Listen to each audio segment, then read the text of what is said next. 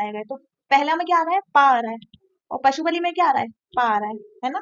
तो ये आप लोगों को ऐसे याद रखना है ना, मैंने किया है। अब दूसरा देखो, दूसरे में क्या है, मनुष्य और पशु दोनों की चिकित्सा व्यवस्था का उल्लेख है। अब अपन को ये याद रखना पड़ेगा कि चिकित्सा व्यवस्था को लेके ये तो अपन को एक अलग बात है, पर मनुष्य और पशु दो लोगों की बात हो रही है। कौन से शिलालेख में बात हो रही है, दूसरे में। तो हम कैसे याद रखेंगे, मनुष्य व पशु। अब आगे तीसरा देखते हैं। देखिए तीसरा शिलालेख, इसमें राजकीय अधिकारियों को यह आदेश दिया गया है कि वे हर 5वें वर्ष के उपरांत, मतलब हर 5 साल में क्या करें, दौरे करें। अब सबसे इंपॉर्टेंट वर्ड क्या है इस पूरे इसका, दौरे करें, जिसमें क्या किया गया है, धार्मिक नियमों का उल्लेख भी है इसमें, है ना। तो अपन को क्या करना है, अपन को कैसे याद रखना है, देखिए राजकीय अधिकारियों को करना क्या है, दौरे। तो मेन इंपॉर्टेंट लाइन क्या है, दौरे, दौरा, दौरा करना है, दौरा इनको, है ना। क्या करना है, दौरा, दौरा। देखो लिख देती हूँ ताकि आप लोगों को थोड़ा सा अलग से याद रहे, है ना।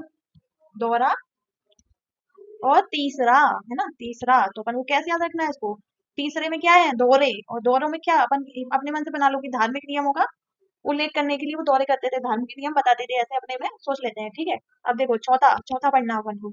चौथे में कैसे पढ़ेंगे, देखिए चौथा देखिए, भेरी घोष की जगह धम्म घोष की घोषणा की गई है। अब देखिए भेरी घोष और धम्म घोष, ये चार चार वर्ड के अक्षर है कि नहीं है, धम्म घोष और भेरी घोष। तो जहाँ पे भी धम्म घोष और भेरी घोष दिखेगा आपको, तो आप क्या समझ जाओगे कि ये चौथे अभिलेख में है, शिलालेख में है। अब आइए आगे देखते हैं। अच्छा इंटरेस्टिंग है ना, आपको पसंद आ रहा हो तो वीडियो को लाइक जरूर कीजिएगा, है ना। मैंने बताया लूसेंट में बहुत सारी ट्रिक्स खुद से बनाई है, ये आपको कहीं दूसरी जगह देखने को नहीं मिलेगी।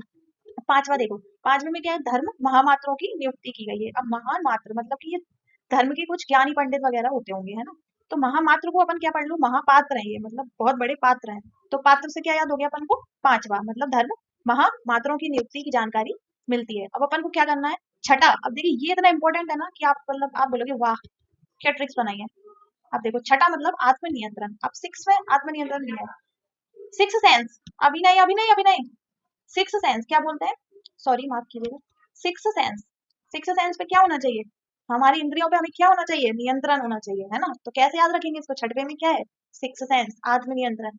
अब सातवां और आठवां, तो कैसे याद रखना है, तीर्थ यात्राओं का उल्लेख है।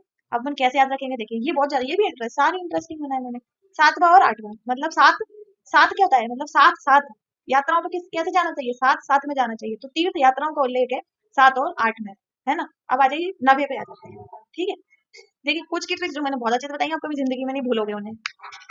अब आगे देखते हैं अपन, ठीक है, नवा देखते हैं, सच्ची भेंट और सच्चा शिष्टाचार का उल्लेख है। देखिए कुछ ऐसे हैं जिनका मेरी कोई ट्रिक बना नहीं पाई मैं, आप इसको याद रख। भेंट जो होती है, देखिए सच्ची जो भेंट है और शिष्टाचार है, तो उसके बारे में अपन क्या करेंगे, इसको इससे तो याद नहीं रख सकते अपन इसको, तो अपन कैसे याद रख सकते हैं कि जब अपन तीर्थ यात्राओं पर जाते हैं तो लोग क्या करते हैं, अपन से भेंट करने के लिए आते हैं, है ना। जब अपन तीर्थ यात्राओं से वापस आते हैं तब अपन से लोग भेंट करने के लिए आते हैं। तो अपन इसको ऐसे याद रख सकते हैं कि 7 और 8 में हो गई तीर्थ यात्राएं और 9वें में क्या हो गया, भेंट, है ना। अब देखिए 10वां, इसमें अशोक ने आदेश दिया है कि राजा तथा उच्च अधिकारी हमेशा प्रजा के हित में सोचें, हमेशा क्या करें, प्रजा के हित में ही सोचें। तो क्या करें, बस, बस क्या करें, बस प्रजा के हित में ही सोचें, ऐसा राजा ने क्या कर दिया, आदेश दे दिया। तो बस मतलब बस और 10 कनेक्ट कर रहे हैं आपस में, है ना। तो अपन को ऐसे ही याद रखिए, क्योंकि ये जो टेबल वाली चीज होती है ना, ये ऐसे ही याद होती है ट्रिक्स से, कोई का भी टेबल हो। जब मैं आपको आर्टिकल्स पढ़ाऊंगी ना, तब मैं आपको आर्टिकल्स में मतलब मैंने आर्टिकल्स में कुछ ट्रिक्स ना इतनी अच्छी शानदार ट्रिक्स बनाई है कि मैं आपको उनकी शॉर्ट्स बना के डालूंगी, और आप लोग जरूर दिख रहे हैं, आपको दूसरी बार पढ़ने में दिक्कत नहीं होगी, इतनी अच्छी मैंने आपको कुछ ट्रिक्स बनाई है, जिसमें जिसको भी बताती हूँ ना तो होता है वाह। अब आइए देखते हैं, अगला देखते हैं ना, चलिए। क्या हुआ ना, थोड़ा सा स्लिप हो गया, वो खिसक गया ऊपर की ओर मेरा कर्सर से। तो ये देख लेते हैं, आइए देखिए 11वें में क्या है, धम्म। धम्म में क्या है, अगर देखे जाए तो पूरे पूरे दो ही अक्षर हैं, धम्म। तो ये कैसे याद रख सकते हैं अपन, एक, 11 क्या होता है, एक और एक, मतलब एक और एक दो, है ना, एक और एक अक्षर ये और एक अक्षर ये, तो धम्म। 12वां देखो, इसमें स्त्री महामात्रों की नियुक्ति एवं सभी प्रकार के विचारों के सम्मान की बात की गई है। 12 मतलब बराबरी। तो बराबरी किसकी, स्त्री और पुरुषों की। तो क्या किया गया है, स्त्री महापात्रों की नियुक्ति की, मतलब उनको बराबरी दी और विचारों के सम्मान की बात कही, है ना। विचारों का सम्मान करो, बराबरी दो, ऐसा कहा गया है ना। अब 13वां देखो, कलिंग युद्ध का वर्णन। ये तो सबको याद होगा वैसे भी, जो भी जीजीएस की पढ़ाई कर रहे हैं। कलिंग युद्ध का वर्णन, अशोक का हृदय परिवर्तन और 5 एवं शासकों के नामों का उल्लेख है जिसमें धर्म प्रचारक होंगे। तो सबसे मेन इंपॉर्टेंट तो कलिंग युद्ध है, जिसकी कोई ट्रिक बनाने की जरूरत नहीं है, क्योंकि कलिंग युद्ध 13वें शिलालेख में है, ये आप सभी को वैसे भी पता होना चाहिए। अब आ जाइए 14वां और लास्ट, अशोक ने जनता को धार्मिक जीवन बिताने के लिए प्रेरित किया।